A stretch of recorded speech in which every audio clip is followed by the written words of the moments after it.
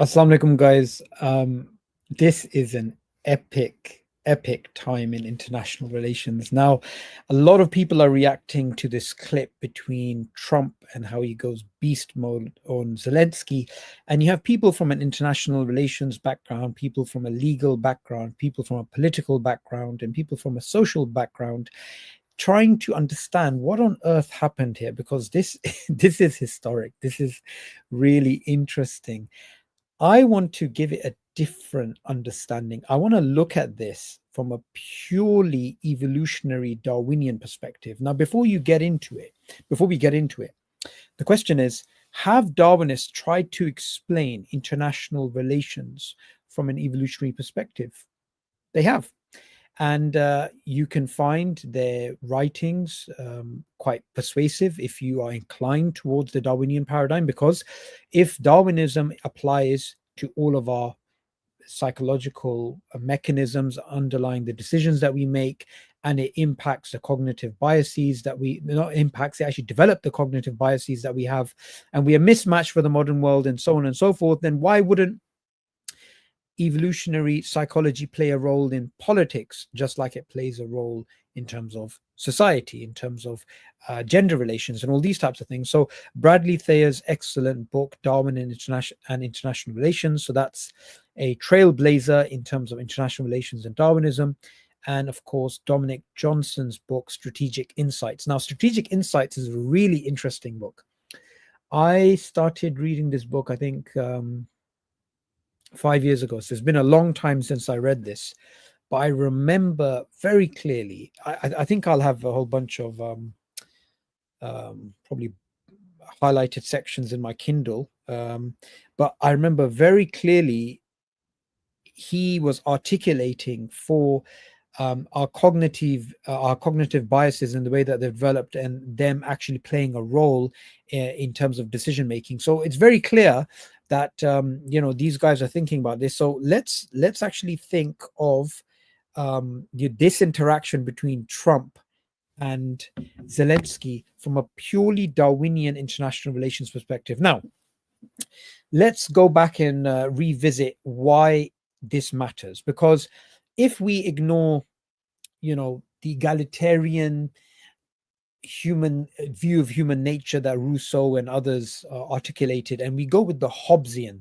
nature is red in tooth and claw, then what you would find is that states focus on what benefits them, how they can manipulate other states in order to get what they want. There is no such thing as human rights and caring about the Ukrainians or caring about anybody else. It's all about ultimately self-interest. Now, what's so interesting about this is that all of this you see playing out. So you have Zelensky, who was previously the hero and traveling this place and that place and, being welcomed to the White House. And then you have the self-interest coming out, Trump coming out. And the thing about Trump, and let's keep something in mind. Trump's a Zionist, Vance is a Zionist, Zelensky's a Zionist. So none of these are, if you like, friends for us Muslims, or should be for anybody else, right? These are nasty characters. Let's just be very honest here, right? All of them. However, there are some brute facts we have to keep in mind. The American policy on Ukraine was totally different just a few months ago, and they've done this massive U-turn. But it still goes to show that maybe their policy wasn't that different. They've just articulated themselves more directly than they did in the past. And you also had this interesting interaction between Macron and Trump, when Trump was basically saying, look, Europe didn't give this money to Ukraine for free. They're going to get it back, and we want it back as well. And obviously they have this understanding. Okay, so what I'm going to do is I'm going to play the clip and I'm going to analyze it. And in case you haven't seen it, this is some of the raw stuff that you can see when it comes to international relations. All right, let's begin. And now I'm talking with my friends in Poland, and they are worried that you align yourself too much with Putin. What's your message for them? Well, if I didn't align myself with both of them, you'd never have a deal. You want me to say really terrible things about Putin and then say, hi, Vladimir, how are we doing on the deal? It doesn't work that way. The thing is, you got to love his confidence, right? The guy's deluded, and the guy's made America into a bit of a joke, because now all these states that America has alliances with are going to be looking at his actions and being like, well, that what America's like? It lifts up someone to the sky, it says they're going to support them, and then, you know, it backtracks on it. And you know, the way he's been praising Putin, you know, we could have foretold this event actually happening, but not in the brutal and savage and beast way that it actually unfolded. Aligned with Putin. I'm not aligned with anybody. I'm aligned with the United States of America. And there you go. There you go. That's the Darwinian international relations paradigm, right? That's the realism. You know, in international relations, you have realism, you have liberalism, you have constructivism, and you have all these, you know, subcategories of constructivism, right? Forget all of that. This is pure Hobbesian, Darwinian, you know, self-interest of states being the main reason that they act in the way that they do. And he's being blunt about it. So, you know, let's understand that this type of candidness is sometimes very refreshing for the world to hear. For the good of the world. I'm aligned with the world, and I want to get this thing over with. You see the hatred he's got for Putin. It's very tough for me to make a deal with that kind of hate. He's got tremendous hatred, and I understand that, but I can tell you the other side isn't exactly in love with, you know, him either. So it's not a question of alignment. I'm aligned with the world. I want to get the thing set. I'm aligned with Europe. I want to see if we can get this thing done. You want me to be tough? I could be tougher than any human being you've ever seen. I'd be so tough, but you're never going to get a deal that way. So that's the way it goes. All right, one more question. Hey, I will respond to this. So look, for 4 years in the United States of America, we had a president who stood up. All right. So I don't know what exactly happened, but clearly Vance is like Trump's pit bull. Right. So he's going to do the dirty work that Trump can't do. But actually, Trump does get himself a bit dirty here as well. But, you know, this particular character is really interesting because he is somebody that is really tarnishing any residual decorum, respectability that American diplomacy has. Trump, you know, we expect this from him, but in a way, Trump is whatever, 80 years old. We all know him. He's been in Home Alone. He was in the Fresh Prince of Bel-Air. He's all over the place. He puts himself forward. In a way, he's, you know, he's not a good character, but he's earned the respect of, let's just not say respect. Let's just say the fear. He's developed a type of fear around him, and he has this personality, and you know, he's achieved a lot in the business world. But who is this Vance guy? I mean, honestly, he's a nobody compared to Trump. But look how he comes in as Trump's little puppy dog, and you know, attacks Zelensky. And you can see that this tag teaming was perhaps pre-planned. Up at press conferences and talk tough about Vladimir Putin, and then Putin invaded Ukraine and destroyed a significant chunk of the country. The path to peace and the path to prosperity is maybe engaging in diplomacy. We tried the pathway of Joe Biden of thumping our chest and pretending that the president of the United States' words mattered more than the president of the United States' actions. What makes America a good country is America engaging in diplomacy. That's what President Trump is doing. Can I ask you? Little doubt that was well rehearsed from beforehand. It wasn't just an off-the-cuff remark. Sure. Yeah? Yeah. Okay. So he occupied our parts, big parts of Ukraine, parts of East and Crimea. Okay. Just look at Vance, right? He you know, sometimes when someone's nervous, they come out in full-out attack. And you can see here he's getting very uncomfortable. Now, the thing about Zelensky, which is really important, and I love doing this type of analysis because we're essentially doing a type of debate analysis, right? If you look at Zelensky, he doesn't butt in. He actually says, can I make this point? So he's allowing himself some room so that he can talk, because obviously the other person's not going to say, no, you can't.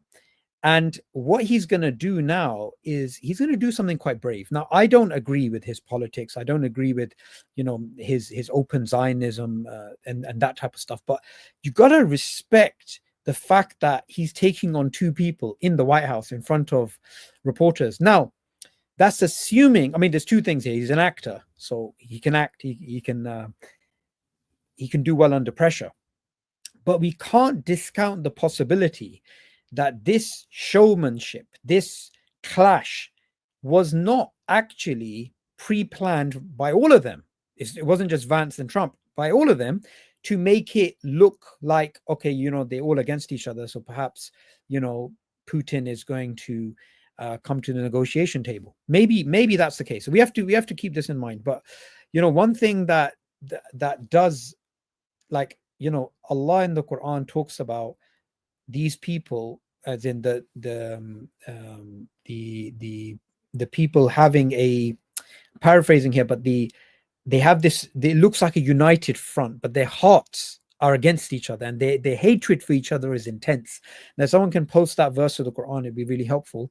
But yeah, I'm sure you guys know which verse I'm referring to. So, Allah knows human nature.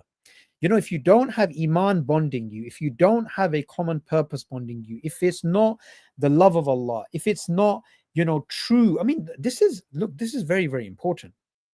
These people, even Christians, they're not. They may say they're Christians. Do Christians,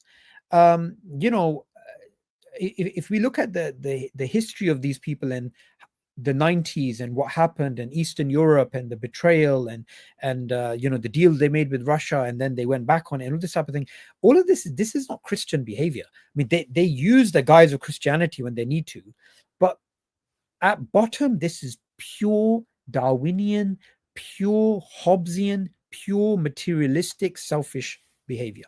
But anyway, let's see Zelensky digging his teeth in.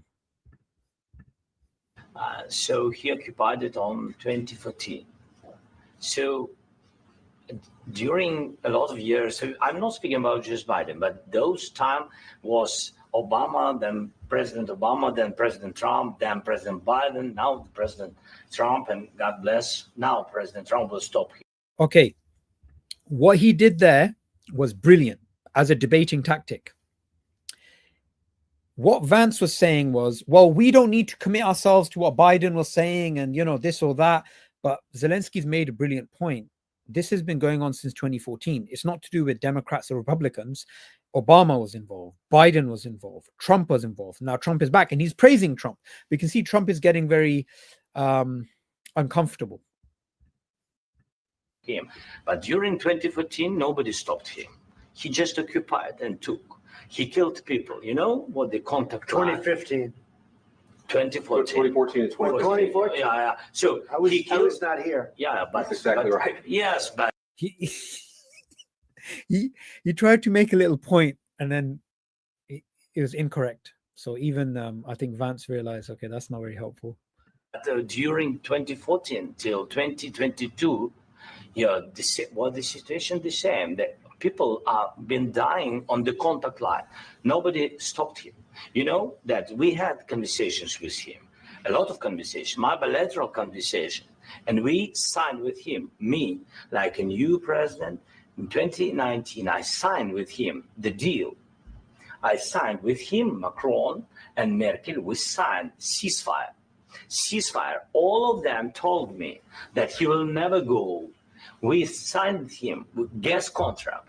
Yes, but after that, he broken this ceasefire. He killed our people and he didn't exchange prisoners. We signed the exchange of prisoners, but he didn't do it. What kind of diplomacy, JD, you are speaking about? What do you mean? I'm talking about the kind of diplomacy that's going to end the destruction of your country. Yes, but Okay, do you know what Vance is doing here is he's not actually addressing the brilliant point that Zelensky brought up, which is, why are you building up this false dichotomy that is Biden versus Trump? And, Biden is, they have all this narratives about Biden. And he explained, actually, this goes back a long time, 2014. It's to do with many different presidents. It's something, in which people are suffering. So he's making some good emotive points. And in fact, what I would say at this point is Trump has years of experience. Vance is relying heavily on him being the vice president. That's his trump card.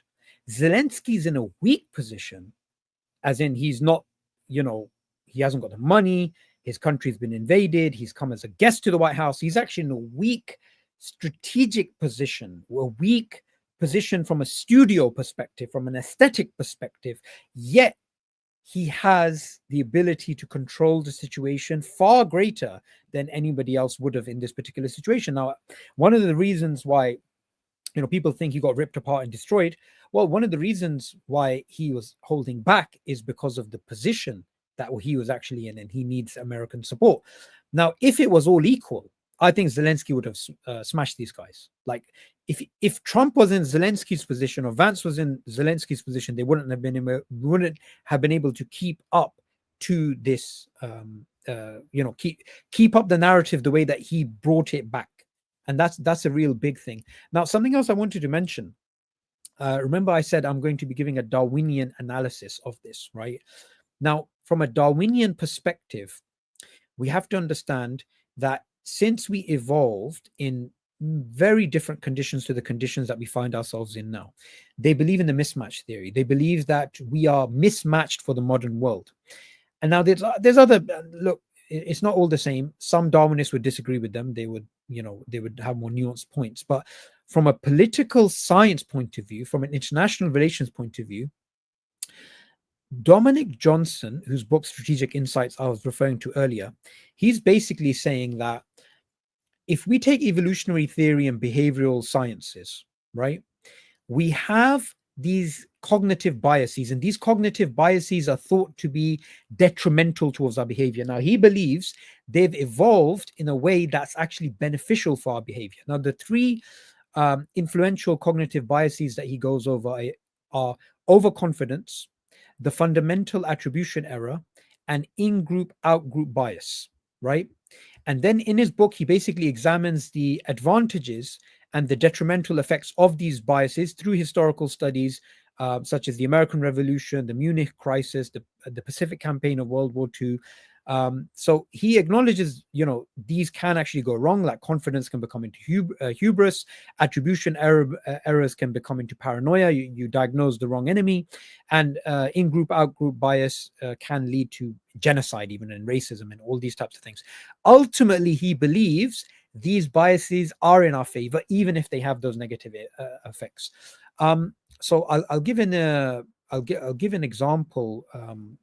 After we watch a bit more of the clip, I'll give an example of how sometimes having a bias is going to lead you to making bad decisions, but overall, you're going to be making better decisions. So this particular exchange, if we look at it not from morally what's right or wrong, or America being consistent with its obligations, or going to Meisheimer's understanding of actually this is the fault of the West because there was a deal between the previous American administration after the fall of the Soviet Union and Boris Yeltsin.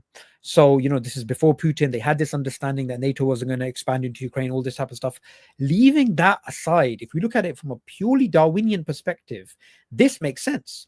This is basically states acting in their favor. Now, I want you to keep something in mind and keep this at your forefront. Zelensky's fighting a war that America funded. Now he's being told, well, that was a war in which we were giving you money and we want that money back. And do you know what? If you don't sign a deal, then we're basically, they're being vague about their language, about their security guarantees. And obviously that's a huge problem for Zelensky because he's fighting Russia right now. Now, America at this time of desperation is turned to Ukraine and has basically forced it to sign a mineral deal, or they're just about to sign a mineral deal.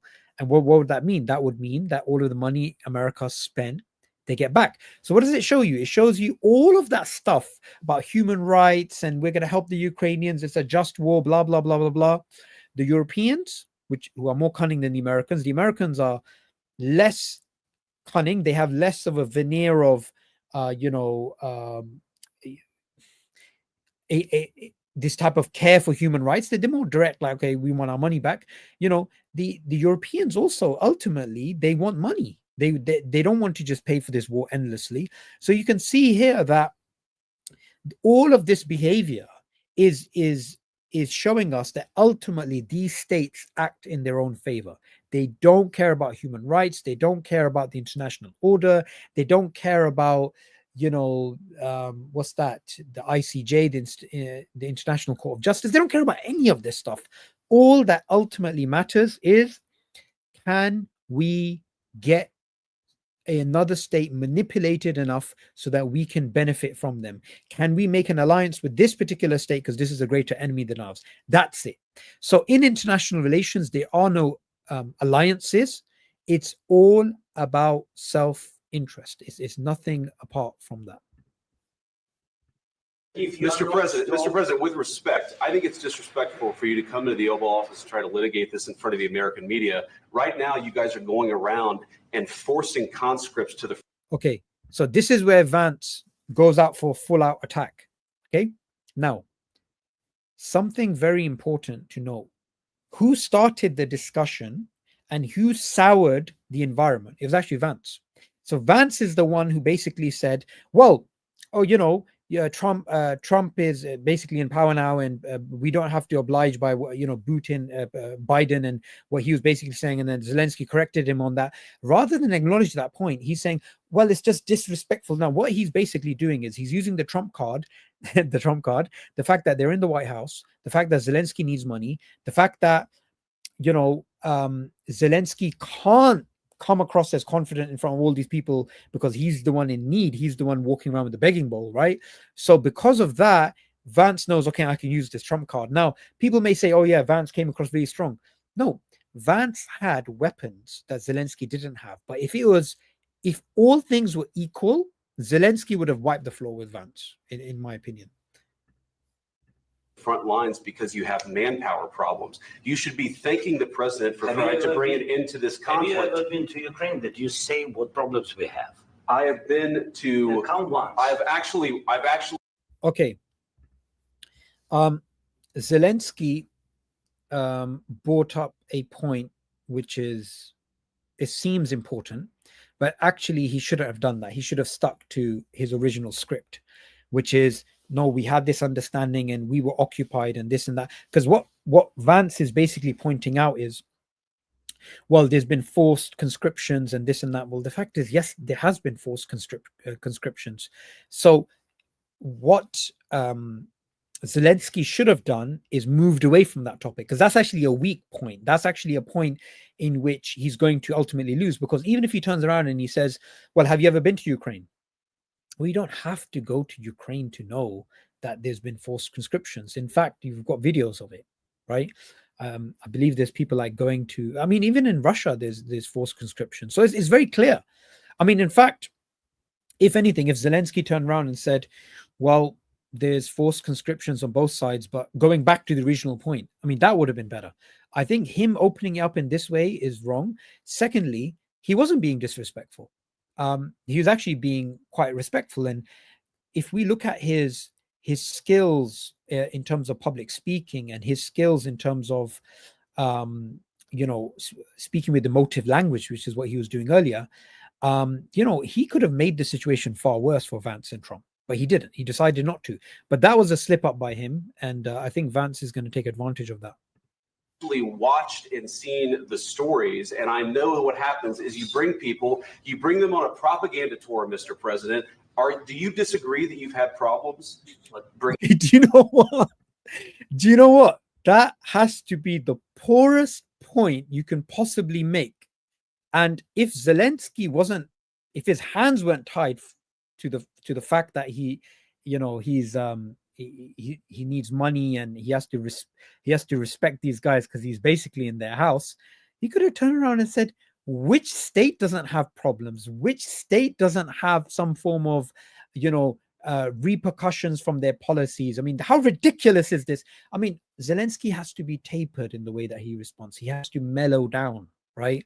Vance was not making great points. Do you agree, Mr. President, that you have problems in your country? Well, duh, of course. Who doesn't have problems in their country? Look at the problems of COVID, and look at America's reaction, and look at the terrible way in which America withdrew from Afghanistan, and that horrible PR disaster that was. What a terrible debater this guy is. Bringing people into your military, and do you think that it's respectful to come to the Oval Office of the United States? Okay, do you know what? He's overdoing it. Vance is overdoing it because he's made a point. Let him answer, but then he's adding to it. So you can tell this is perhaps because he knows that. Okay, so this guy's dangerous. He comes back with answers, and you can also see that his tone is very respectful. Zelensky's tone is very respectful. Now, I have to give it to him. Look, I don't care if this guy is, I'm not in a camp where I agree with any of these guys. So I don't care where he lies in terms of alignment with me politically. But you have to respect the fact that he's in such a difficult position and he's defending himself. And remember, there's been Putin's been saying horrible things about him, pointing out. Pinning the blame on him, and from now what it sounds like these guys are as well, and he's asking them for money, and he was previously supporting Biden coming back. He's in a very difficult position, but you can see he's managing it really well. States of America and attack the administration that is trying to prevent the destruction of your country. He didn't attack the administration. He was just being critical of some particular points. A lot of questions. Let's start from the beginning. Sure. Yes. Okay, now this is good.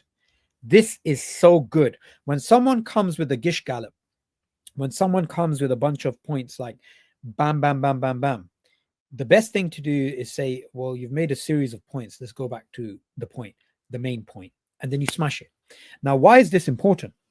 Funnily enough, this is what Darwinists do when you're trying to debate them. But we have the fossil record, and we have psychology, and we have bioinformatics, and we have genomics, and we have all of these fields coming together to prove that Darwinian evolution is true. And it's like, guys, just hold on for a second. What do you mean when you say all of these fields converge? Because clearly the fossil record doesn't support gradualism. So you don't need to address every point they're making. You just need to say, okay, look, you've made a series of points now. Let's just focus on start at the beginning, start at the most important one. You mentioned fossil record. How's that? You see, that's what you're supposed to do in a debate. When a person is making multiple points, you take them back to the crucial point or the initial point. And here he's taking him back to the initial point, which happens to be the crucial point. First of all, during the war, everybody has problems, even you. But you have. This is so obvious. But Zelensky should not have done that. He should not have done that. His initial point was the strongest. His initial point was Russia occupied us, Russia invaded us, we have Trump supporting us previously, Biden supporting us, Obama supporting us. Why the change now? That's the mother of the strongest arguments in this context. Instead, he's gone back to responding to that particular point that he said, don't you agree you have problems? Yanni, he's going for low-hanging fruit, and that's going to be a distraction. And that's, yeah, I mean, I did praise him. I did say this guy was good at debating and good at holding down his own, and he's definitely worth his salt as an actor. But that was a blunder. That he shouldn't have done that. Let's see what counter he comes up with. Nice ocean. And don't feel now, but you will feel it in the future. God bless. You don't know that. God bless. God bless. You will not have a war. Don't tell us what we're going to feel. We're trying to solve a problem.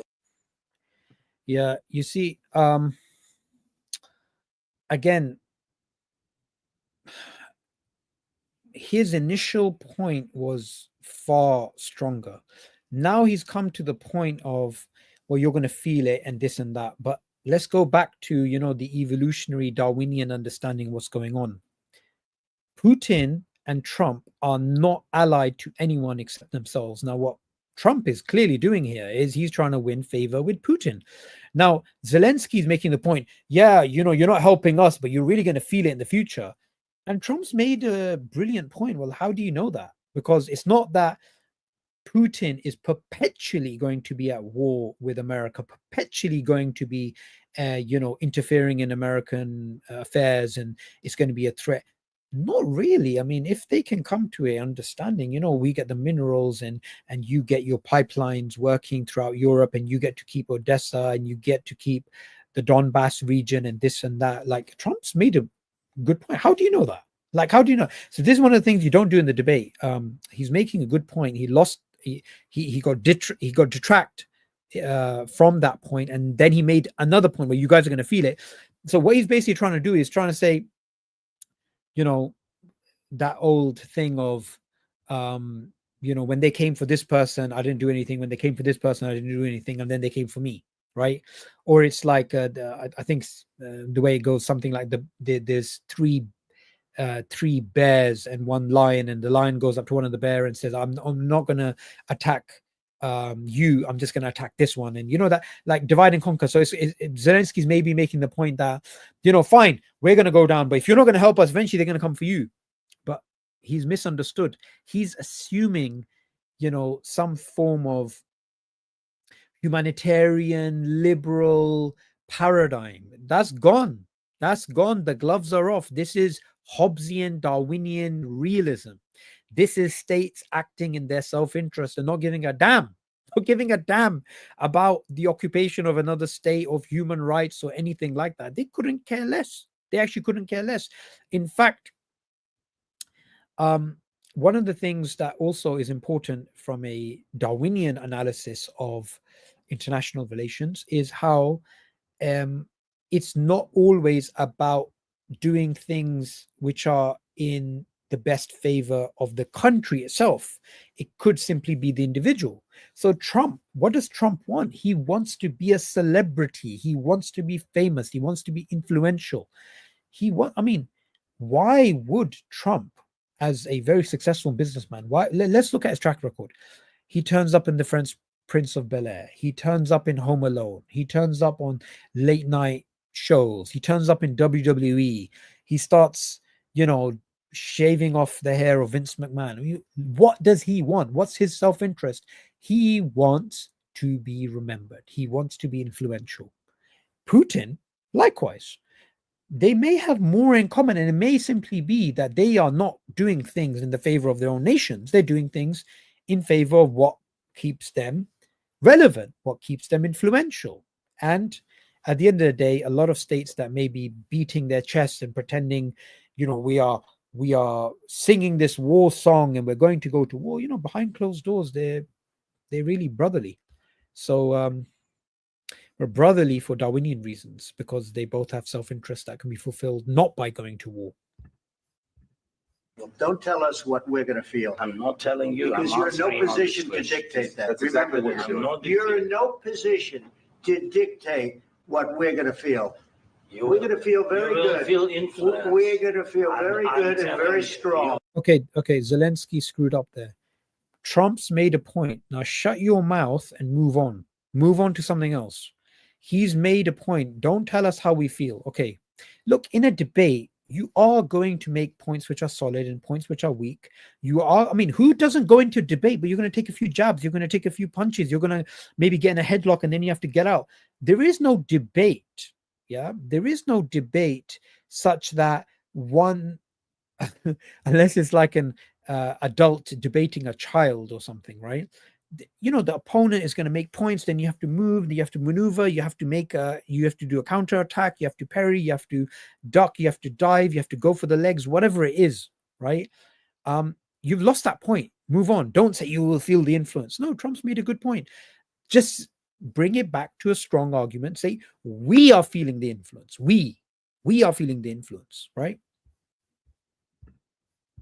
I will feel influence. You're right now not in a very good position. You've allowed yourself to be in a very bad position. Okay, Trump is being quite desperate here.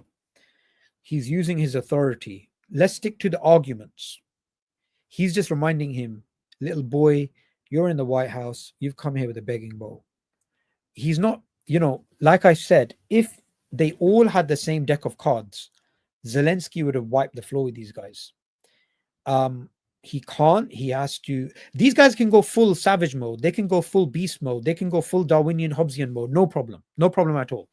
He can't do that. He needs the money. He needs to maintain a level of decorum. He needs a level of civility, right? He can't go full out Darwinian. David Stowe speaks about the hard man Darwinian, right? He can't go that hard man Darwinian. He has to go with this softy approach, the veneer approach, this kind of thing. So I mean, Zelensky did well, but certain points he really made it worse for himself, and this just happens to be one of them.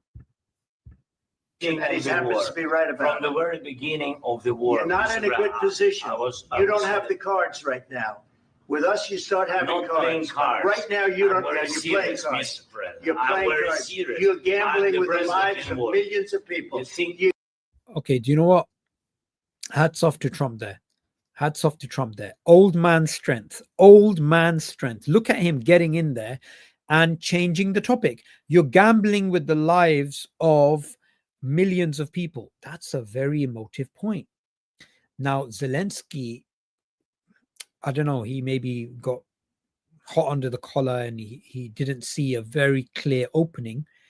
He could have said, that's Putin's fault. 3 letters, 4 letters. That's Putin's fault. You're gambling with World War III. Putin is. I didn't invade Russia. They invaded us. Make quick, snappy points. Just make a line. Remember, in a debate, it's not that you have to talk the most. You have to just, like the guy's trying to, turn a wheel and you just jam something in there. You just stick it in there. And that could be one sentence. So they've spoken for like a minute. You just chuck something in there and they're trying to fix it. And you're just looking at them like, it's jammed, isn't it? What are you going to do now? And he missed out on that opportunity. That's why in debates, you got to be cool. You got to be calm. You got to be smiling. You got to be, you got to have that state of mind. You can't get hot. You're gambling with World War III. You're gambling with World War III. And what you're doing is very disrespectful to the country, this country. That's back to you. Far more than a lot of people said they should have. Have you said thank you once this entire meeting? No, in this entire meeting. Okay, that was ridiculous, right? Firstly, they're using the card of disrespect because they can simply do that. But Vance coming in and saying, "Did you say thank you once?" Now this is just getting petty.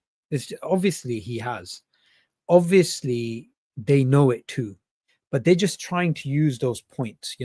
It goes back to, debates is something we should really learn, right? We should learn how to debate. We should learn the premises that someone holds, the hidden premises that they have, the axioms that they hold, the maxims that they have subscribed to. And you also have to look at this, this way of changing the dynamics, right? So when someone's making a good point, you change the dynamics. Musa alayhi salam is debating Fir'aun in the Quran. And Musa alayhi salam is making good points. What does Fir'aun say? Didn't you commit that crime?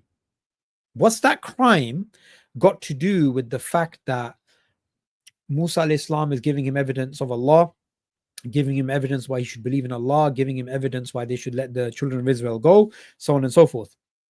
And Fir'aun is trying to change the topic. And what we have to keep in mind is the good debater, and here in this particular passage of the Quran, Musa alayhi salam is a debater par excellence. He is the man. He is whatever. If you look at that debate between Fir'aun and Musa, Fir'aun is not able to, he's throwing jabs. He's trying to make some hits. And what do we find with Musa alayhi salam? He will duck and he'll do a counter. He will duck and he'll move back. It was so smooth. And what we have to realize is Fir'aun, in his in his arrogance, was constantly trying to go left, right. Didn't you kill a man? Didn't this? Didn't that? Blah, blah, blah. And Musa alayhi salam will always go back to my Lord, the Lord of the East and the West, and this type of language. And Fir'aun even took it back to something, another sort of spanner in the works. What about people before us? And Musa alayhi salam again took it back to Allah, because everything he's trying to link to Allah, he's trying to link to God. He said, my Lord knows best about them.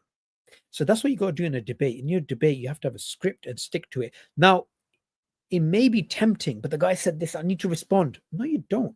Just stick to your point.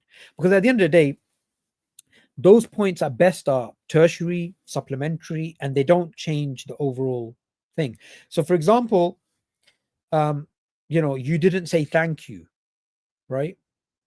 Zelensky made a point, oh yeah, I did say thank you. And in fact, what Zelensky should say is, I say thank you to what President Trump did last time. Because remember, they're trying to link it to Biden. So that would be a really powerful way of changing the situation. Because their narrative is, oh, it's all Biden, it's Biden, this and that. And his narrative is, no, this is our collective war. This is something we all agreed about.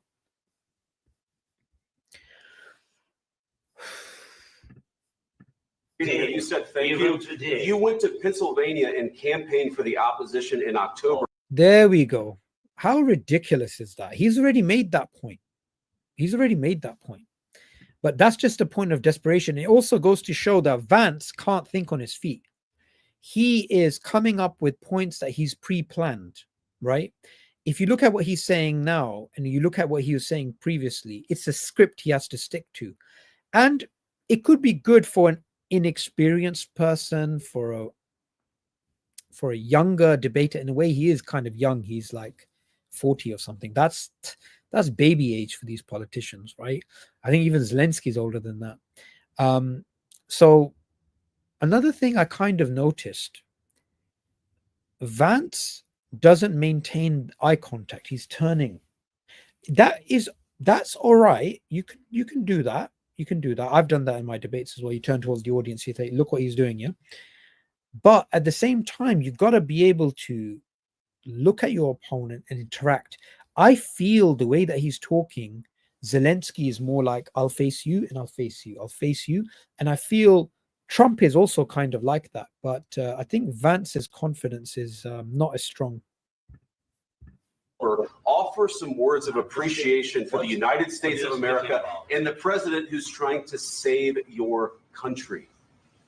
Please, you think that if you will speak very loudly about the war, He's not speaking loud. Okay, that was ridiculous. Right? Don't do that. Like, Zelensky did not read the room. You are in a powerless position. They are in a strong position. Do not start talking about, improve your argument, not the sound of your voice, improve your argument, not the amount that you speak, so on and so forth. You could do that. We're going back and forth, speakers corner, bro. We're having a chat, this, that, but you can't do that here. Can't do that. It's terrible. Terrible. I take back some of the things I said about this guy being a good debater. That was terrible. You don't do that. You simply don't do that. He's not speaking loudly. Your country's in big trouble. Can I Wait a answer? minute. No. You've done a lot of. By the way, Zelensky's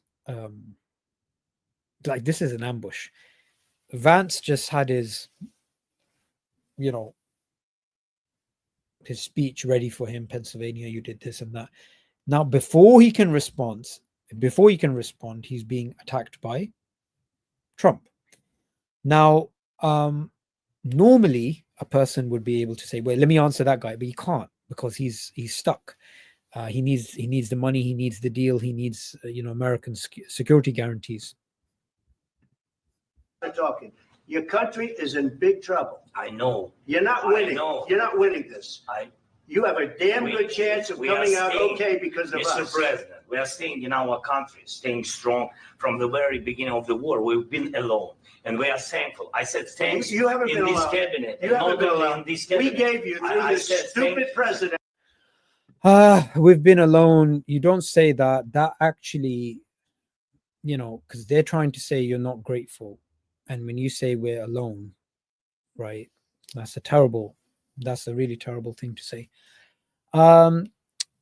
Going back to cognitive biases, one of the 3 cognitive biases that Dominic Johnson speaks about, remember he wants to apply Darwinism to a political context, but he's a Oxford professor. He's a big guy. Check out his book Strategic Insights. So overconfidence, the fundamental attribution error, and in-group out-group bias. Now let's actually look at in-group out-group bias from that perspective, right? That's what's basically going on here. When you get beyond the surface level, it's all about, this is our country, this is your country. You know, it's not about the liberal democratic world order. It's about, I mean, Zelensky could have just mentioned, well, we're a democracy. They're not, right? So think of cognitive biases as good decision-making heuristics. Okay. A fire alarm is not designed to be accurate.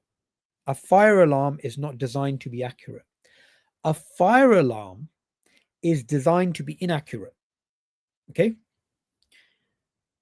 Now, you can have a type 1 error and a type 2 error. A type 1 error is where there is a fire and the alarm doesn't go off. There is a fire and the alarm doesn't go off. Type 2 is there is no fire and the alarm goes off. It's oversensitive. Now, there's positives and negatives of both of these. So you have a fire alarm and say it goes off. It goes off when there's no fire and everybody has to keep running out of the building. The company loses money because of unproductivity and all this wastage of time, blah, blah, blah. Okay. That's a type 1 type error. Type 2 error is, that's a, when the alarm goes off and there's no fire, that cost is less than the cost if there is a fire and it doesn't go off. Okay. Now, type 2 error in this particular case is okay, we're wasting all this money. The alarm keeps going off. Let's make the alarm more accurate. Now, if a fire happens and the alarm doesn't go off and everyone burns to death or a whole bunch of people are hurt, then that will cost the company millions and millions and millions. So on the one end, you're losing money by the fire alarm going off when there's not full on fire. You lose, say, hundreds of thousands, and you lose tens of millions when people lose their lives. Because, you know, companies are going to not look at lives. They can look at how much it costs them monetarily. So in that case, and this is known as error management theory, you have to give precedent to the greater error being avoided, even if that means you're going to have a detrimental effect. You're going to have the fire alarm going off and people running away when there's no fire and being unproductive. See, these cognitive biases, that's what Dominic Johnson is basically saying that they're like, and that overconfidence, it has negative aspects, but overall is positive for you. The fundamental attribution error, where you give you point out the wrong cause, it is something which can be detrimental, but overall is better for you. And in-group, out-group, overall is going to be better for you, even though it can lead to negative consequences. Now here, what are we seeing? We're seeing, in a way, all three play out, but the most important one, I think, is in-group, out-group bias. And that's coming out. As the heat's coming out, it's Ukraine's been on its own. Oh, no, it bloody hasn't been on its own. He's completely wrong there. And one more thing to point out from a debating perspective, if you know your opponent is trying to make a particular narrative work, take off, stop it, take out the oxygen, take out the plug, drain the fuels or whatever it is. Why did he fall into that trap of saying, well, we were on our own? That fits into, you're not grateful, right? You haven't said thank you once. I think this is the point where he started to lose his coherence, right? Because he's saying he's grateful or Ukraine has been on their own.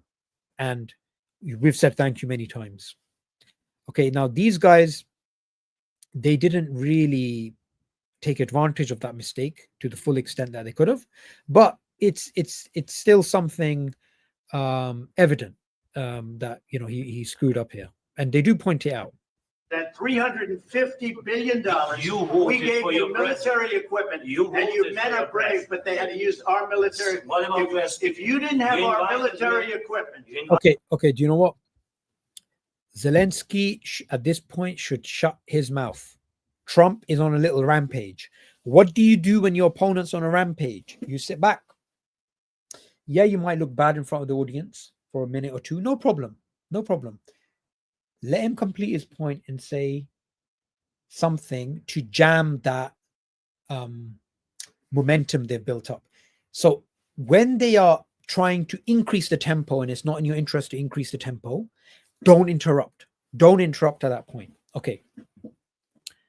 What you do at that point is you have to, as humiliating as it is, as upsetting it may be to your supporters, at that point you kind of have to wait. Let that person finish their point, because you're not in a powerful position, and say, I can understand your frustration, however, and now you go in, right? He's in a powerful position. Zelensky has the begging bowl. He's sitting in the White House. Trump is trying to make a point. Don't interrupt him. And that's increasing the tempo. You want the tempo to go down. if you didn't have our military equipment, this war would have been over in 2 weeks. In 3 days, I heard it from. Again, Trump is running out of points. He's repeating the same points. Zelensky's making it worse by interrupting him so Trump can repeat the same point. That's not the way you got to do it. You got to bury your ego and let them complete their point. It's hard. Look, guys, when you're debating an opponent and they're making stupid points, you want to stop and say, no, that's nonsense. Stop. But it's not the best thing to do sometimes. Sometimes you got to let it ride. You may look bad. You may look like you're losing at that point. No problem. You can recover. It's not a problem. You can come back with a counterattack. That's not an issue. The problem is when you are in a weak position like this, you want the tempos to go down. By the way, if you are debating an opponent who doesn't have good points, it's in their interest to increase the tempo. When you've got solid points backed up by solid research and sound and valid arguments, it's in your interest to slow down the conversation, to get to the nuanced details, and to actually get to the technical jargon and all of that, and then just, give them a sweep kick and, take them down and put them in a leg, whatever, a single leg takedown, whatever it is. But it's not a shouting match, not a fish market. If you've got the solid points, Zelensky is messing up here. He's really messing up. He's not doing well. From Putin in 3 days. This is something Maybe new less. in 2 weeks. Of course. Okay, do you know what? I think it's very important that we understand imagery here and we understand a bit of neuro-linguistic programming. I really benefited from a brother in Pakistan. He actually taught me some very important principles of neuro-linguistic programming. He's a practitioner. His name is Zishan Abbasi, fantastic guy. He actually helped me out before one of my debates and broke down some things for me. And we have to understand that human beings are fundamentally emotional, and our subconscious is way more active than our conscious mind. Now, they're trying to say he's ungrateful and this and that and trying to attack him. And this is the time for you to get the subconscious of the people to jam their argument. What's a good thing to say at this particular point? Well, let's think about it. Is there a person that can be mentioned so the heat's taken off him? Yes, Putin. Is there something in which Putin is involved which makes him look inhumane and immoral, and anybody who's supporting Putin also look immoral? Yes, in this case, attacking Ukraine.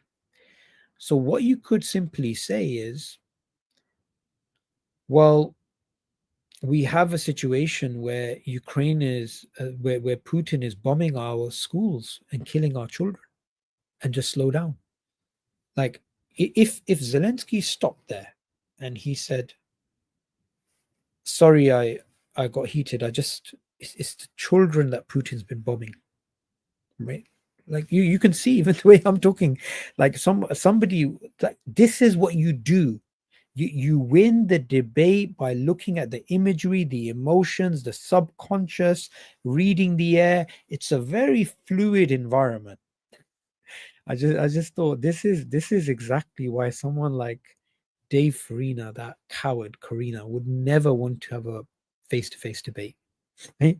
Because it requires a lot of emotion. In fact, just got me thinking about James Torr's debate with Farina.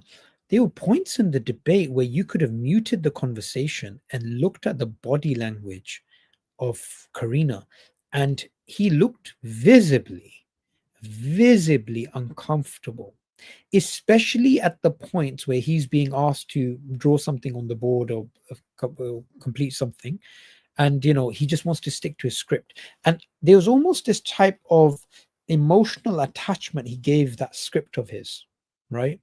And those are the types of things that you notice as hungry wolves are, as other debaters are. They look at this, they're like, this guy, he's not fluid. He doesn't flow like a butterfly. He needs that script. He needs that thing. With me, I'd be happy to, if this is my script, whatever. Yeah, get rid of it. Come, let's go. See, these are the things that you start to notice if you've been debating. And I've been debating for about 15 years now. And these are things that you just pick up. Okay, this guy's a coward, this guy is scared, this guy doesn't have a good presence of mind, this guy's very good when they're scripted, this guy's can't think on their feet. Or if you take someone else and you think, okay, this guy can think on his feet, like for example Matt Dillahunty, he can think on his feet. Aaron Ra, he can think on his feet. I've noticed this about these individuals. They can actually come up with replies there and then. Farina, Karina, no, he can't. Who else? Dawkins. Dawkins is somebody that is not as good as Dillahunty when it comes to thinking on his feet. He's also somebody quite scripted. He wants to go back to certain things. So in the debate world, there's different levels to this game. And we have to understand through something like this how this applies to the Dawah. And I'm not just doing this for fun. Obviously, there is an element of fun, looking at two people rip each other apart and discussing it. But there is also an element of a big learning curve on how to debate. Look, our father Ibrahim alayhi salam, he was a debater, right? We send, we send Allah's peace and blessing upon these prophets, and these prophets, they have great respect and affinity towards the ummah. Now, Ibrahim alayhi salam, he's somebody that he is smashing the idol. He's arguing with his father. He's arguing with his nation. He's arguing with his tribe. He's arguing with a king.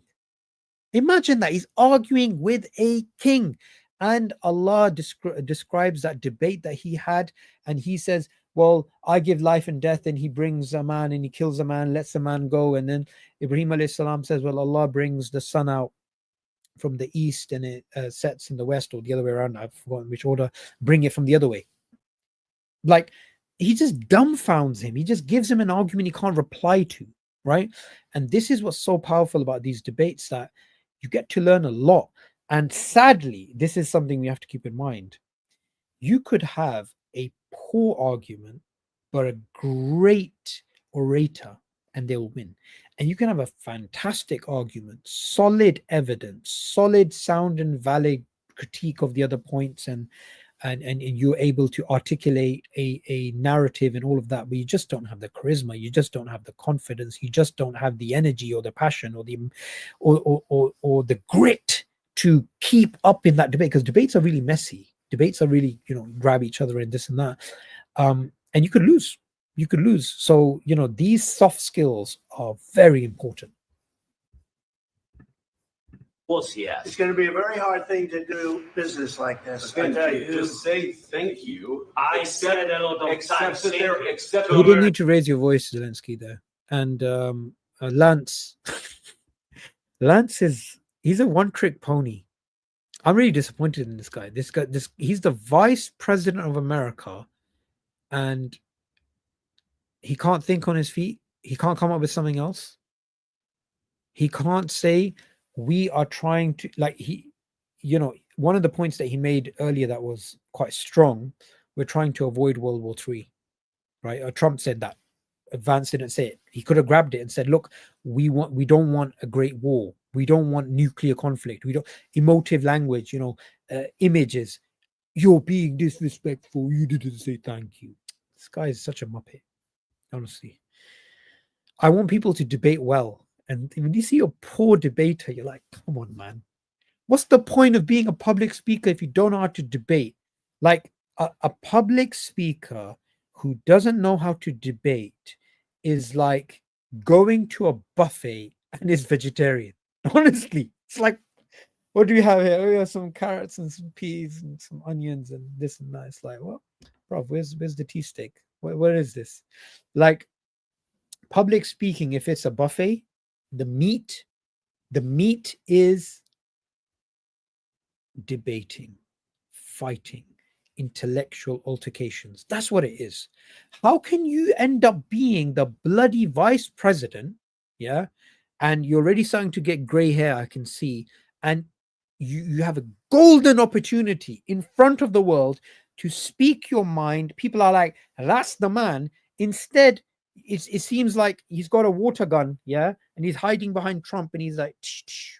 It's like, give him a backhand. I wouldn't even slap this guy, like intellectually we're talking about. It would be one of these, like just I turn my face away and be like, slap that water gun out of his hand. Like, what is this? You did not say thank you. Yeah, you already made that point, and he already said I say thank you. In fact, you made yourself look kind of ridiculous because all he had to say is, yeah, thank you. Anyway, let's go back to this. Except that there are disagreements, and let's go litigate those disagreements rather than trying to fight it out in the American media when you're wrong. We know that you're wrong. But you see, I think it's good for the American people to see what's going on. I understand, sir. I think it's very important. That's why I kept this going so long. You have to be thankful. You don't have the cards. Trump, that's just weak. It's weak. And you'd think Trump has better.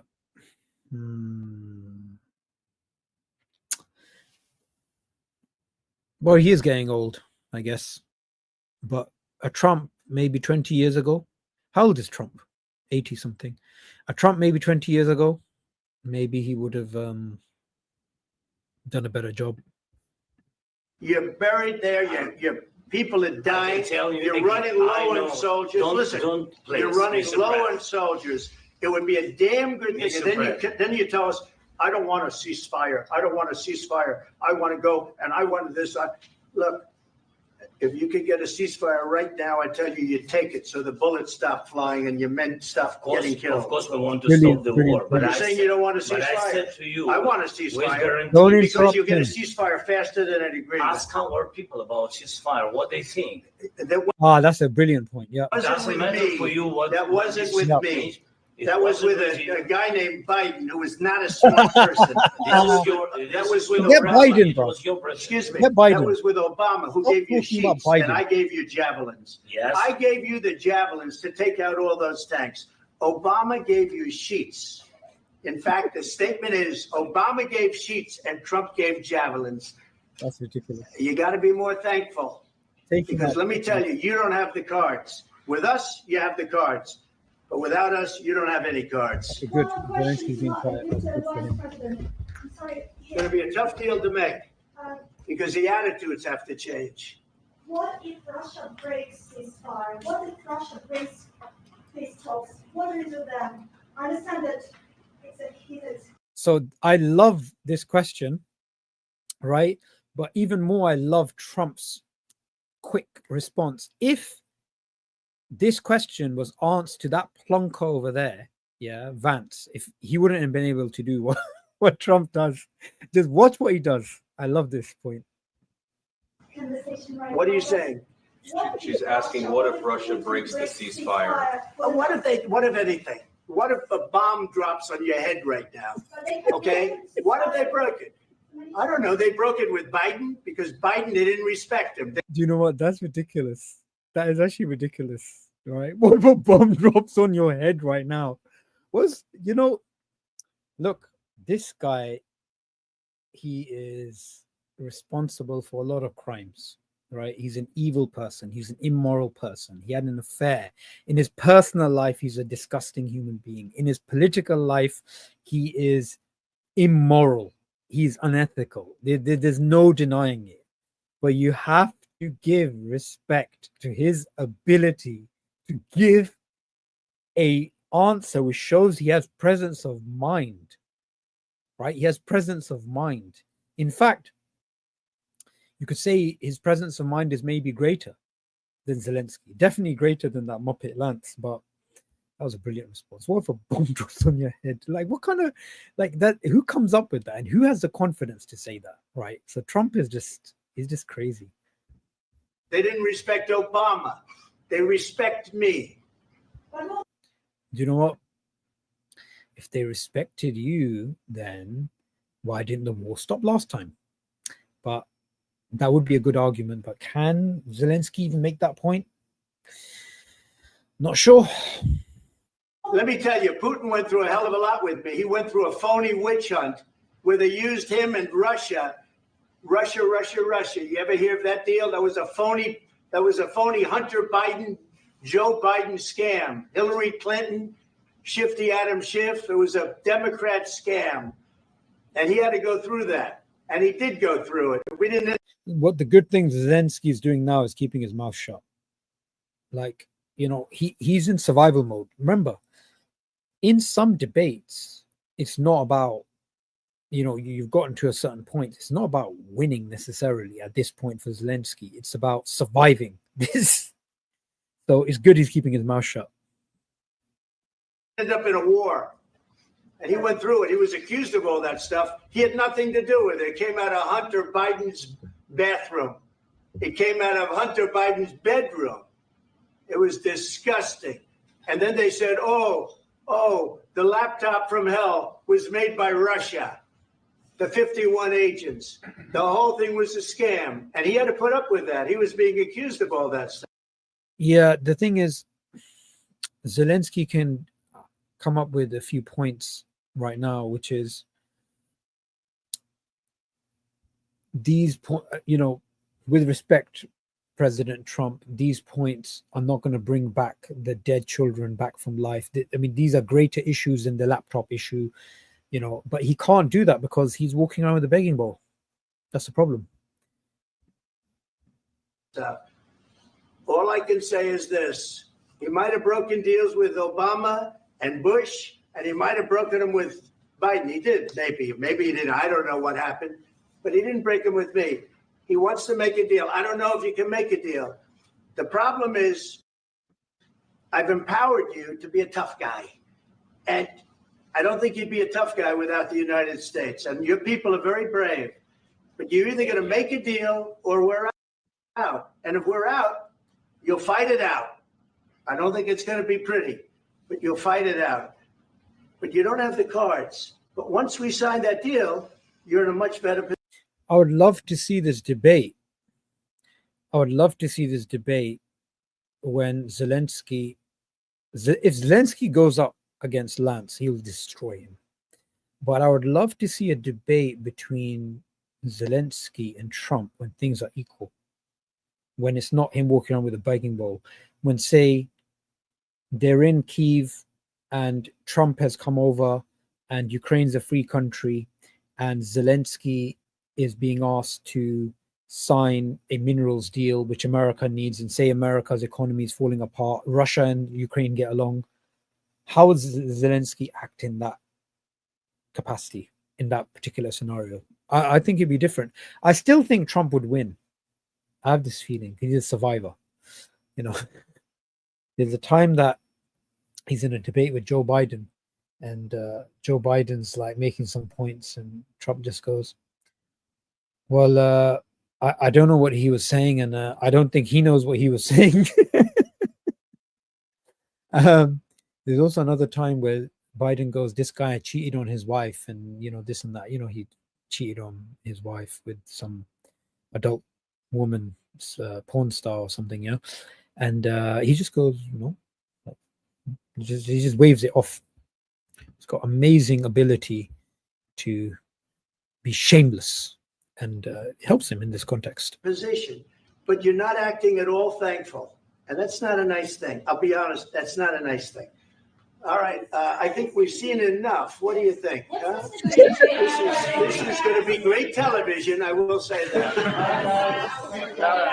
We'll see what we can do about putting it together. Thanks. Yeah, Lance has got that smirk on his face, but you didn't achieve much. You had a chance to shine there, boy.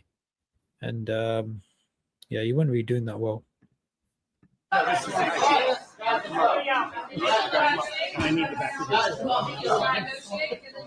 We'll see. I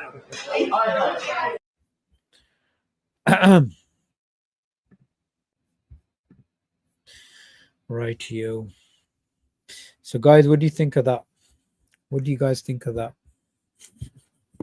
That was really enjoyable.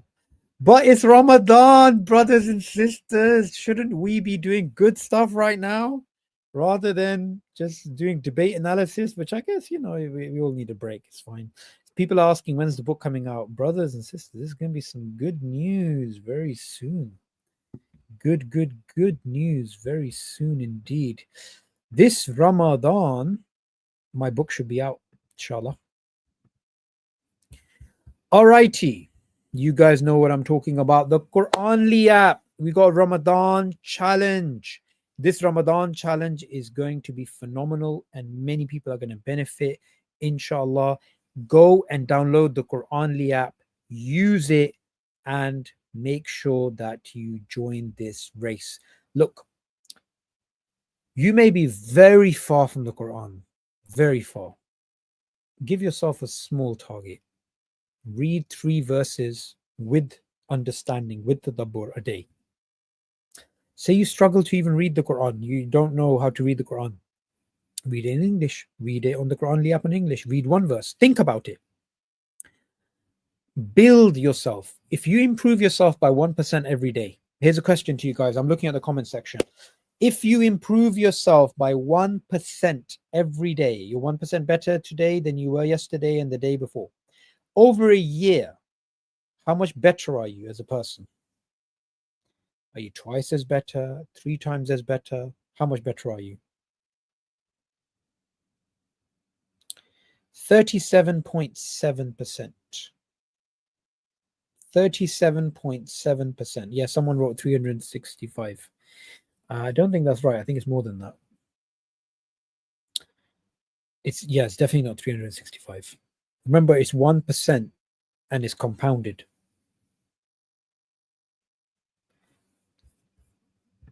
Is physics needed in the Dawah scene?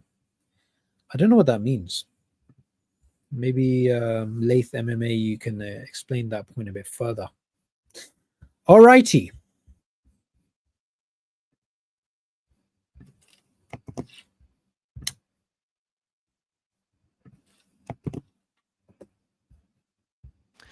So I was just finishing up tonight's video when I just happened to see the exchange between Zelensky and Trump in the Oval Office. And I just felt that this was something that was too important not to comment on. I think what we have just seen truly is one of the most appalling scenes I think I've ever seen in international diplomacy. So this is Professor, let me pause it. It really was. When he looks a bit better, or else he may contact me. And anyway, so this is Professor Kurlensky. No, Lenzy. Professor, let me get his name right, man. I used to watch his stuff. Professor James Kurlenze. Anyway, he is a professor of international relations, really knows his stuff. I remember when he just started and he just blew up all over the internet, did really, really well.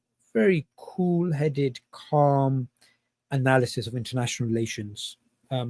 So let's have a look at what he has to say. Now, everyone knows Mearsheimer, everyone knows these big names, but this guy, he's really something. Was truly shocking. I don't know how many of you will have seen it. I should imagine that most of you have already seen it, but the way that played out, and I at first saw the snippet where Trump was talking to Zelensky and the tone was very bad, and my immediate thought was, how did it really get to that? What led up to it? And it was really quite incredible that the way that Vance had stepped in to really orchestrate all of this. Yeah. So like I mentioned in my analysis, Vance is the culprit. And even though he's the culprit, I mean, let's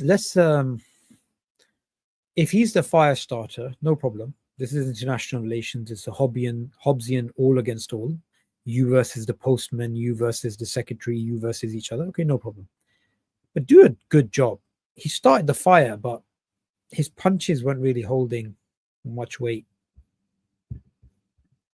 And I think and the way that Trump's looking at him, it's almost like, oh yeah, this is the point. He's going to come in with this. Several thoughts that came out of it, because I mean, one could say that this was a very bad tempered exchange. Yes, we know that. But I think what really is important here is the underlying thinking that goes behind it. That I think, yes, tempers could get frayed. We know how Trump behaves. Zelensky is obviously somebody who has been under a lot of stress for 3 years, and I'm not actually condemning what he said. I think a lot of people will feel that it was admirable that he stood up and made some clarifications, and Vance really, I think, goaded him into this. And what? Yeah. So Zelensky was making a stance which was quite principled and was going to work well at home, but he was baited.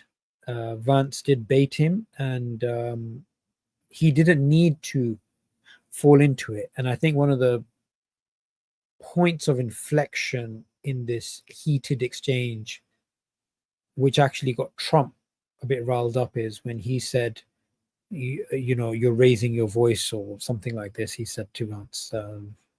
But yeah, he did goad him into that. What I think really stands out in all of this is this just wasn't a case of things exploding. I think that anyone with any ounce of either empathy for Zelensky's position or fundamentally any sort of support for where Ukraine is would not have done that.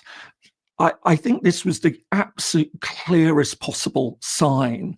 And you know, we had it in our mind, you know, what is Trump up to here? There's been a lot of rumors that... Okay, so this is important, what Professor James is saying here.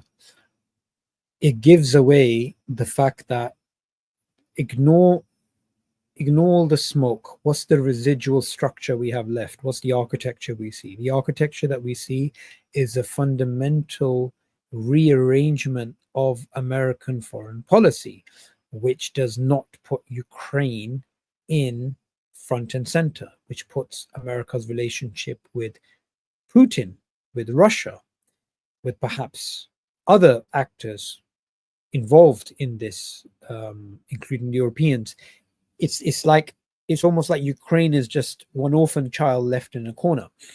So he's right. It's not just, oh, it's a heated exchange. No, it's a heated exchange which shows an underlying shift in how America sees the situation in their eyes. What's the important goal here?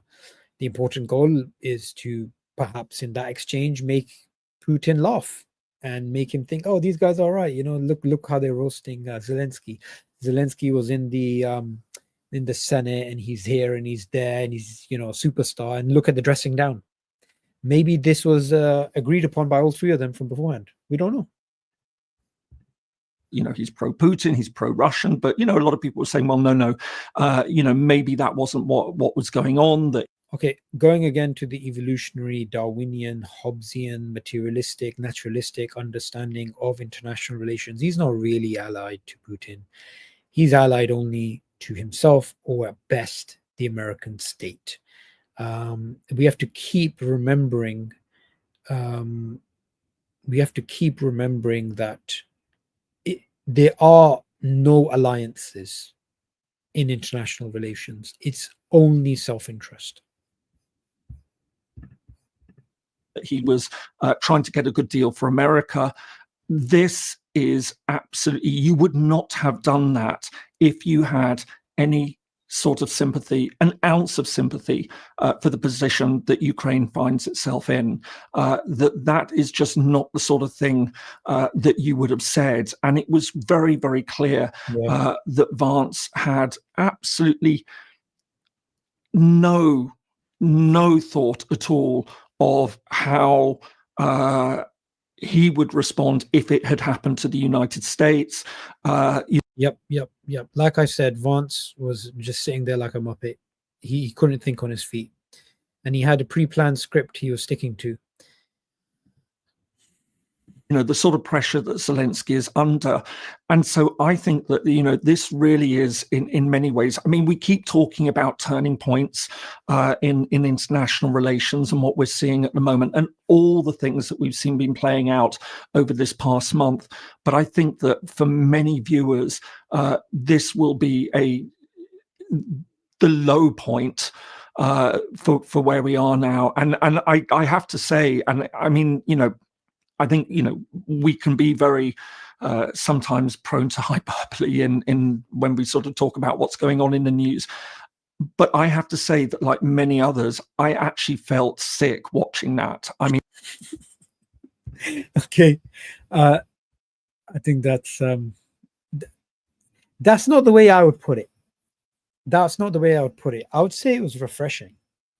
I respect Professor James's analysis. He's an academic, and I recommend watching his understanding of this particular situation. However, it's not sick, it's transparent, it's direct.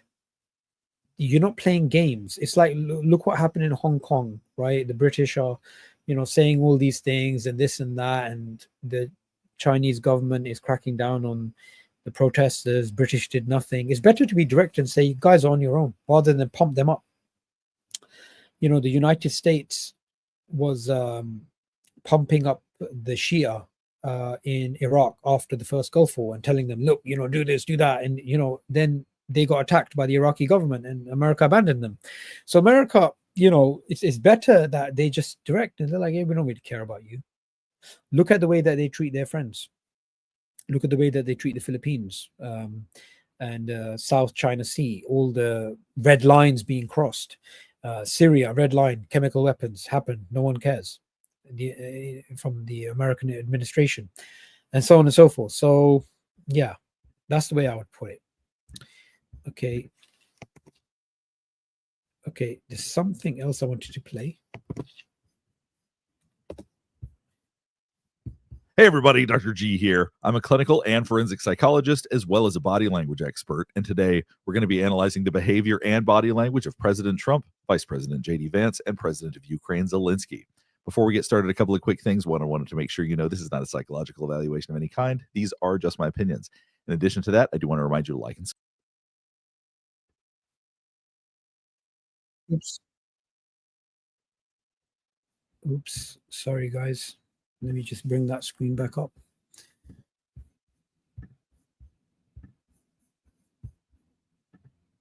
I don't know why it's not full screen. Try and make it full screen.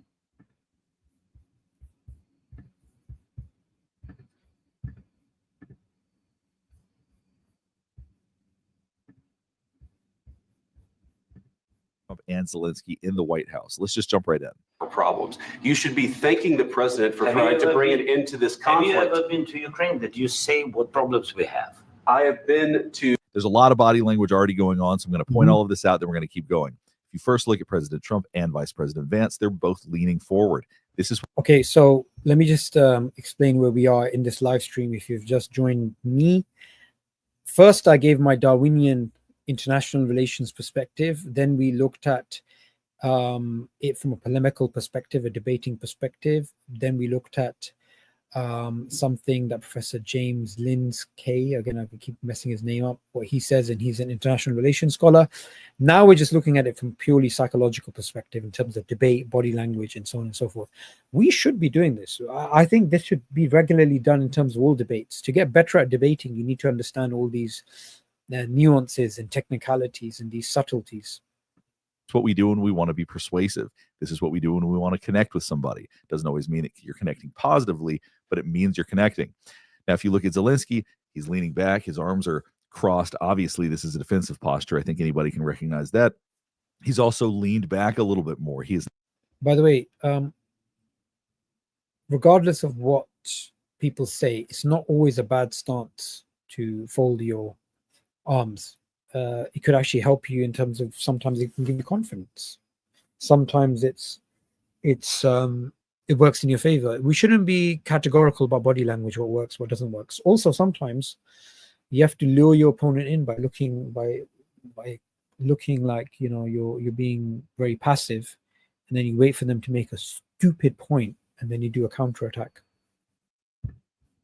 It's not leaning in the same as President Trump and Vice President Vance, which means that he's probably feeling defensive. And not surprisingly, we're going to see why as we keep going. I've actually watched and seen the stories, and I know what happens is you bring them on a propaganda tour, Mr. President. Do you disagree? Now, this was interesting. I want you to watch Zelensky's face during this exchange right here.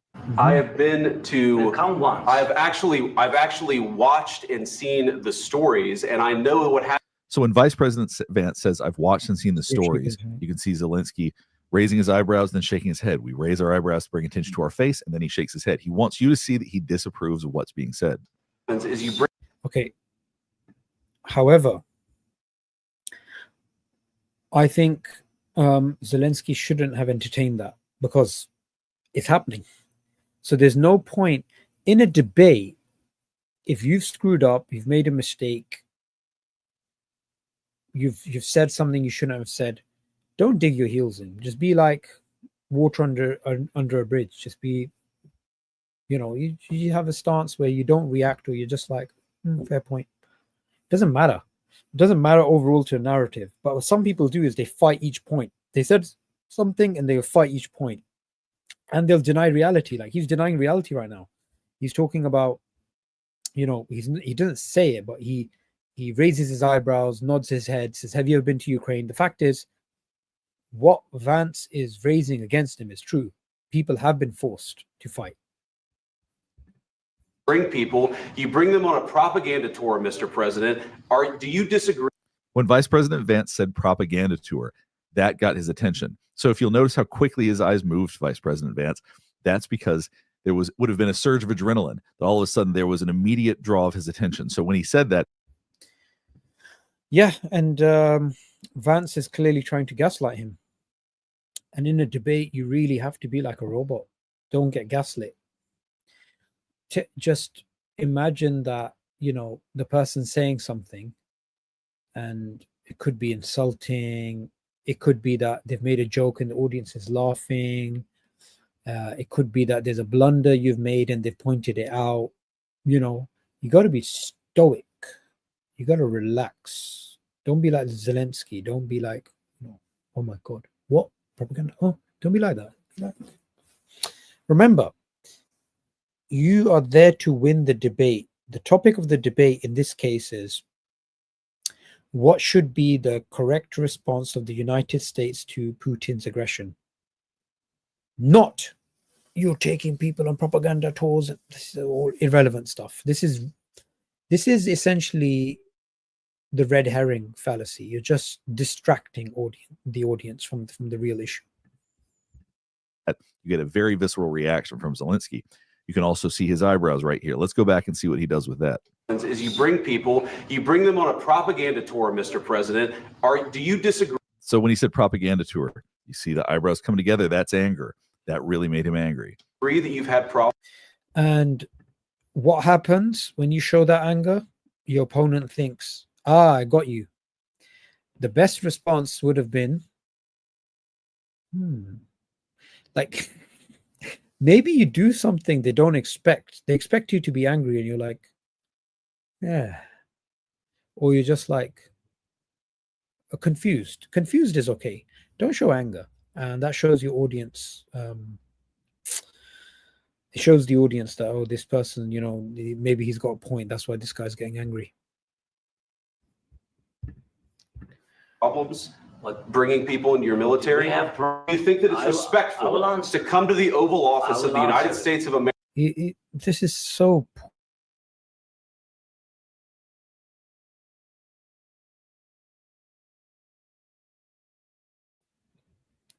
I lost internet there for a second. So poor. You've made a point. Now you move on to another point. That's very weak. America and attack the administration that is trying to prevent. Now you'll see right now President Trump has his hands in a steepling position. We typically do this when we are an expert at something or when we have a position of power. Obviously, this is a place where he is showing that he is in a position of power in this room right now. And the body language shows that too, outside of just the steepling. If you look, as I pointed out, Vice President Vance and President Trump are both leaning forward. Zelensky continues to hold his arms tightly. And so it must be that it's so visceral that he's feeling defensive right now that he's keeping his arms closed. Because I think most people would recognize that that's not a way that you want to appear in a situation like this. But the body behaves unconsciously. So he must be feeling. Good. I like this guy. This is why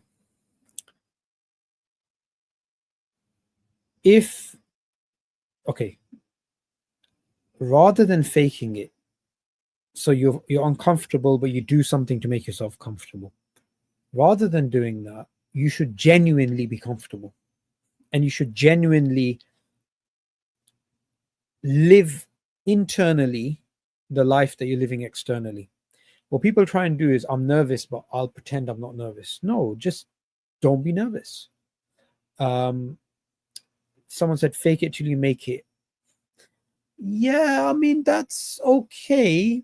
You know, you pretend you're not nervous, so you start smiling. No, you should genuinely not care. Okay. I mean, Zelensky at this moment, what he could do internally right now is he could just think about, when I go home tonight, me and my wife, before we go to bed, we usually count who's won in Tetris or some triviality like this, or my wife's addicted to this game and I'm on the league board at this level and I've beaten her. Or just think of something. Oh, I need to drop off the kids next week. They've got a plane to catch. They're going to be going on holiday. This, that, whatever. Just change your mindset. Don't in that moment be like, oh my God, I'm under attack. Oh, the media's looking at me. Oh, this guy's attacking me. The vice president attacking me. No. Just think of something. You know, they have this thing in hostage negotiators or people under, like, they're dealing with bomb disposal or they're dealing with something absolutely crazy, like a sniper is focusing on a target or whatever. You know, someone's been taken hostage, and you know, all these types of people in these high, intense, difficult situations, they have to play these mind games to control themselves, right? And sometimes it's as little, it's so effective that you do it subconsciously. So, you know, you're in a room full of people and they're all hostile, right? You're there to speak about, say, Tawheed. You're there to talk about Allah and His oneness and Allah's messenger, and they're all a bunch of mushriks. They're all a bunch of idol worshippers. Just to say, they're like Hindutva, right? At that moment, think that, okay, don't think, oh my God, they're all looking at me, they're all attacking me. No, you think things of confidence. So if you don't want to think, okay, you can think like, you know what, how ridiculous is shirk? How would the Sahaba act in this time? How would this happen or that happen? And you build yourself. Or you could just simply be like, okay, all the eyes on me, the camera's on me, this. You literally go on your phone and you start playing Tetris or something, right? There are these types of things that you can actually do.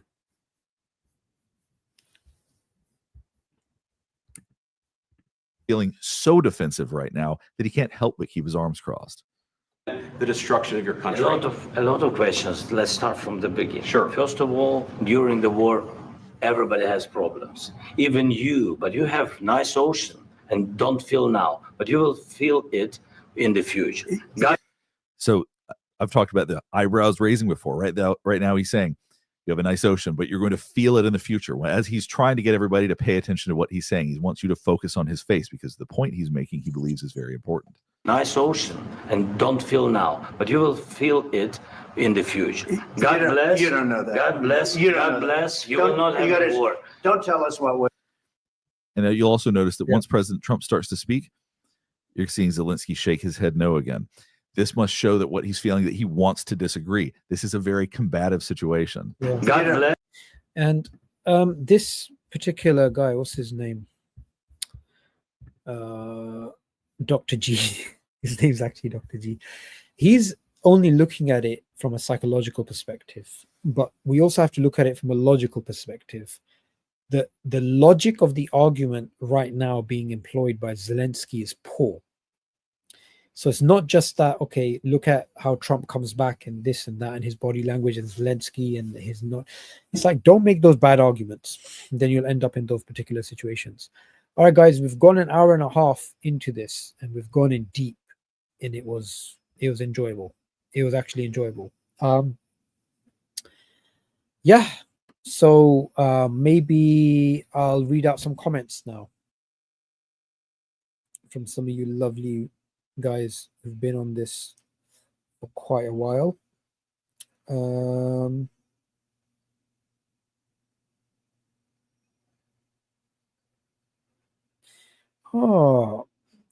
Abdurrahman from Manchester sent me an interesting article.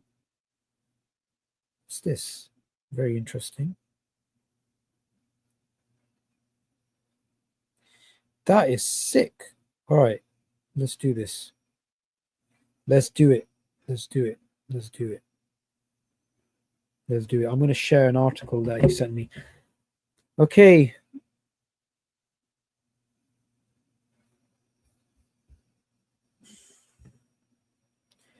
You think this would lead Zelensky closer to Russia's BRICS?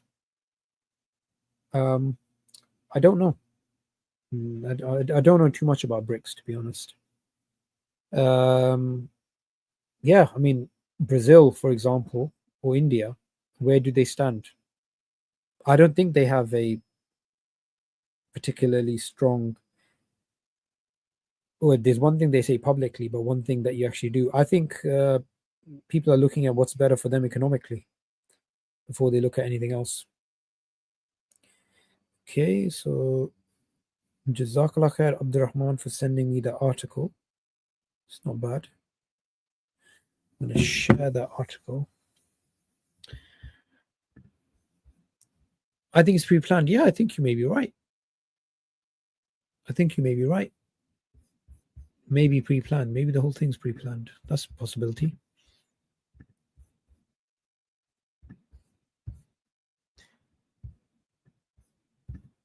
Mm-hmm.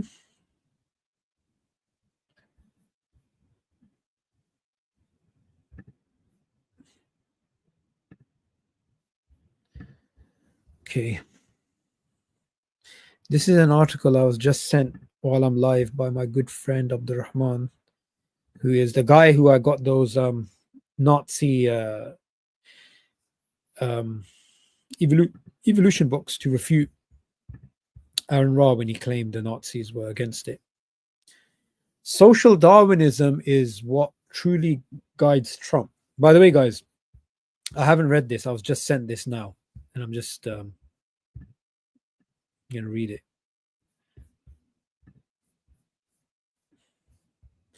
Last week, Donald Trump appeared before a rally in Iowa, where he regaled a crowd of supporters with stories of the great wealth of his inner circle of advisors. Blah, blah, blah, blah, blah. But the thing about Trump's core supporters is that Trump doesn't have enough of them to win the election. Blah, blah, blah. Social Darwinism. Okay, here we go. Now we're getting to the juice of it. Abdul Rahman, if you're watching, maybe you give me your thoughts as well, and I'll read them out. Social Darwinism is a philosophy that treats the market as perfectly efficient and moral mechanism for allocating wealth. Just as natural selection favors those species best adapted for survival, the theory goes. Capitalism rewards the smartest and most deserving amongst us. It is intellectual scaffolding constructed by writers like Ayn Rand and various Austrian economists behind the vision of conservatives like Paul Ryan and David Koch. Trump may not have read up on the theory, but he understands it viscerally. His father, Fred, inculcated his son with the unshakable belief that his own greatness would lead to enormous wealth. Okay. Social Darwinism is the tissue connecting the shady conduct with the Republican Party's highest political policy priorities. Interesting. Conservatives believe programs that tax the rich and benefit the poor illegitimately meddle with the natural and corrective distribution of wealth produced by the marketplace. Yes, that makes sense. The Republican healthcare bill, both what passed in the House and what Majority Leader Mitch McConnell has brought to the Senate, confers a nearly $1 trillion tax cut that overwhelmingly benefits the wealthy. That appears to be its sponsor's primary consideration. Secondarily, it strips away an equal amount in Medicaid and middle-class insurance tax credits. Yeah, that's a brilliant point. After passing a healthcare bill built around a regressive tax cut, Republicans plan to proceed quickly to a second tax cut, which is expected to also benefit the rich disproportionately. The two bills, which are the blah, blah, blah, blah, blah, blah, blah, the precariousness of Trump's position given his anemic polling, a riled up opposition, and Robert Mueller's lurking in the background has only heightened the urgency to get while the going is good. Yes, I like it, and I especially like that the way that it inserted that sort of social Darwinistic behavior in terms of cutting that that particular bill. Interesting. Thank you, Abdul Rahman, for that. All righty.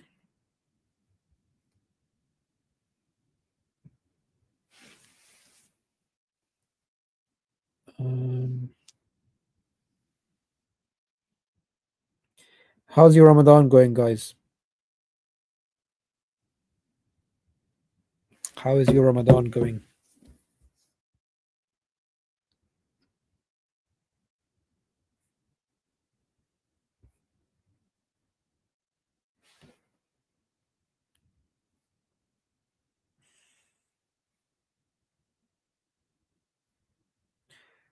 Opening my fast in 15 minutes, bruv.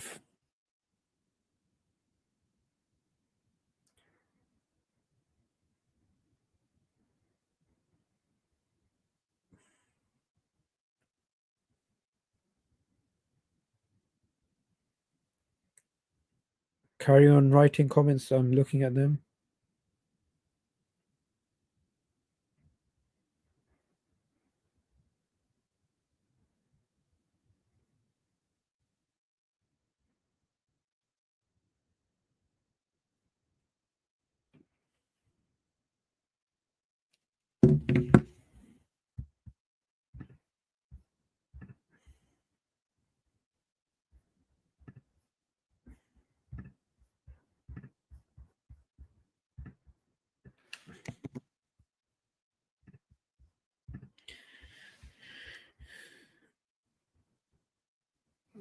Was video you did of Sabine Hosinova get deleted?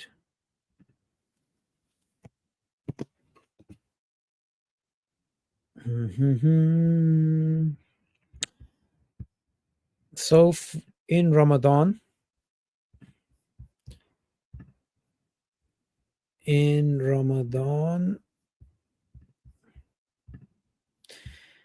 I am fundraising for one ummah. So this is for food packs to feed the people who are fasting. And I put a link in the comment section. So feed your brothers and sisters in need this Ramadan, for just £40, you can feed a family for the entire month and be rewarded by Allah. £40 to feed an entire family. And what did our Prophet Muhammad, peace be upon him, sallallahu alaihi wasallam, say? Feeding the hungry and saying salam to those you know and those you don't know. Okay, we know the reward of, save yourself from hellfire, even if it's from half a date. We all know this, right? Okay, I think I've been live long enough. Wow, nearly 2 hours. I think that's enough. I think that's more than enough. Let's end it there, brothers and sisters. IRA live streams. See, there's too many comments. I'm trying to keep up with them. But IRA live streams, we will be going live last 10 nights of Ramadan. Join us on the IRA channel, inshallah. May Allah bless you all. I'm going to leave a link to the One Ummah donation page where you can, for £40, feed an entire family for a month. Make sure to donate. May Allah bless you all. It was fantastic being live with you, my beautiful brothers. And until next time, Assalamu alaikum wa rahmatullahi